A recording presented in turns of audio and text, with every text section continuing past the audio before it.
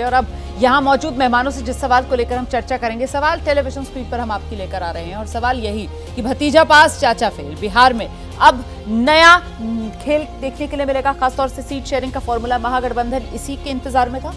महागठबंधन तो इसी का इंतजार कर रहा था क्योंकि पशुपति जी की संभावना बन रही थी। अब पशुपति जी कितने दिन इंतजार कर रहे थे, उनको पहले ही ये मैसेज मिल गया था एक तरह से कि उनकी संभावना खत्म हो गई। लेकिन मैं कह रहा हूँ पारस साहब, पशुपति जी आज नाइंसाफी की बात कर रहे हैं। क्या उन्हें याद नहीं कि जब ये 2019 के चुनाव के बाद रामविलास पासवान के नाम पर ये पार्टी जीती है और चिराग उसको देख रहे थे रामविलास जी के बाद एक तरह से, और उस समय पार्टी को दो फाड़ करके वो 5 MP जिनमें से एक भी शायद उन्होंने नहीं जिताया था, उनके साथ वो एनडीए में रहे और सरकार में मंत्री भी बन गए। क्या उनका हक था?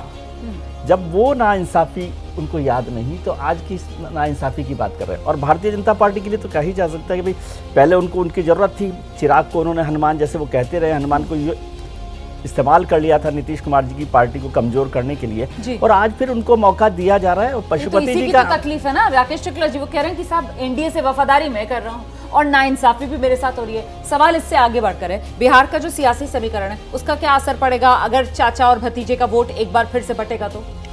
दबाव की राजनीति तब कारगर होती है जब आप जमीन पे मजबूत होते हैं। आज जमीन पे चिराग पासवान मजबूत है। पशुपति पारस जी की तरफ से भारतीय जनता पार्टी के वरिष्ठ नेताओं से मिलने का समय मांगा गया, लेकिन बुके के साथ फोटो खींची चिराग पासवान की। साफ हो गया कि भारतीय जनता पार्टी को पशुपतिनाथ पारस की आवश्यकता नहीं है। और उसका सबसे बड़ा कारण ये है कि अभी बीच में जितने भी चुनाव हुए, चाहे नागालैंड का चुनाव हो, चाहे बिहार का उपचुनाव हो, वहाँ चिराग पासवान अपनी जमीन पे पकड़ को प्रदर्शित कर चुके हैं। 7 से 8% वोट वो निर्दलीय के रूप में लड़ा के भी जीते हैं। तो ऐसे में पशुपति पारस इस परीक्षा में भी फेल हुए हैं। तो राजनीति होती है चुनाव जीतने के लिए, और चुनाव जीतने की दृष्टि से चिराग पासवान एनडीए के लिए ज़्यादा जरूरी है बनस्पत पशुपतिनाथ पारस के। इसलिए पारस जी का के नहीं रहने से कोई बहुत बड़ा बदलाव हो जाएगा इंडिया में, मुझे नहीं लगता। अगर पशुपति पारस महागठबंधन में चले जाते हैं तो क्या वो एक एडवांटेज महागठबंधन के लिए बन पाएंगे या नहीं, वैसा भी नहीं होगा?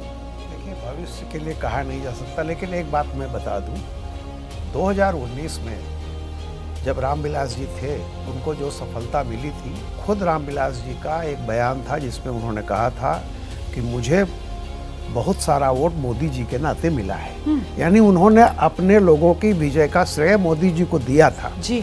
अब आप ये सोचिए कि जो पार्टी उस समय थी, और खैर उसके बाद रामविलास जी इस दुनिया में नहीं रहे, बीजेपी तब भी जानती थी कि चिराग पासवान में पोटेंशियल है, लेकिन उस समय बहुत सारे समीकरण, उसके बाद जिस तरह से चिराग ने नीतीश का विरोध करते रहे, उस समय नीतीश पावरफुल थे और नीतीश ने चिराग पासवान को किनारे करने की कोशिश की जी। और उनके दबाव में पारस को बीजेपी ने लिया। अब जब दोबारा नीतीश लौट के आए तो नीतीश की वो बार्गेनिंग पावर नहीं है, तो बीजेपी ने साफ साफ उनको बता दिया कि नथिंग डूइंग। ठीक है, हम जो असली उत्तराधिकारी है, देखिए कहीं भी उत्तर प्रदेश में मुलायम का उत्तराधिकारी अखिलेश हैं, तो सीधी सीधी बात है कि जो यहाँ पे चिराग पासवान, और देखिए एक क्या है, कोई भी समाज एक नए लड़के को, युवा लड़के को जो आर्टिकुलेट है, पढ़ा लिखा है, तमाम चीज जानते हैं, तो कुल मिलाकर एसेट जो है एलजेपी में वो विरोधाभास भी है। मतलब एक तरफ बीजेपी जो है वो परिवारवाद वाली राजनीति जो है उस पर वार भी करती है, और यहाँ बीजेपी आप कह रहे हैं कि पिता का जो उत्तराधिकारी है वो बेटे को ही बनना चाहिए। मतलब इसको बीजेपी मोदी जी ने संसद में कहा था कि अगर बेटे में दम है, और चूंकि पिताजी हैं भी नहीं, ठीक है, तो एक स्वाभाविक उत्तराधिकारी ये होता है। ठीक है सर, ठीक है। आइए प्रेम सर। देखिए, सभी पैनलिस्ट लगभग जो बात कर रहे हैं उसी को मैं दूसरी जुबान देता हूं कि दो परकटे योद्धा एक ही पार्टी में हैं, दोनों एक दूसरे के एक तरह से अब भी खून के प्यासे हैं, कमज़ोर अवस्था में है 2019 के मुकाबले, और एनडीए में है। उसके बाद अभी विजय सिन्हा जी का बयान आप दिखा रही थी कि उनको लग रहा है चिराग पासवान जी के साथ अन्याय हो रहा था, कि उनको वो हक नहीं दिया गया जो पारस जी को दिया गया, और वो पारस जी को सीख दे रहे हैं कि सैक्रिफाइस कीजिए। अरे ये हक तो चिराग पासवान से बीजेपी नहीं छीना, बीजेपी तो जवाब दे कि क्यों आपने चिराग पासवान को उस अवस्था में पहुंचाया। हाँ। तो आज सारी जो राजनीति है, पारस जी की अवस्था के लिए भी बीजेपी जिम्मेदार है, और जो परकटे योद्धा एनडीए में हैं उसके लिए भी वही बीजेपी जिम्मेदार। कुशवाहा के लिए और जीतन राम मांझी के लिए कह रहे हैं?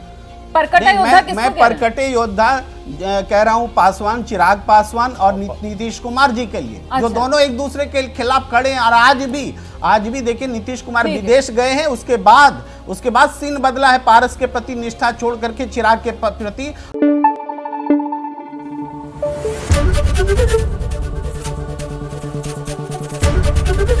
एबीपी न्यूज आपको रखे आगे।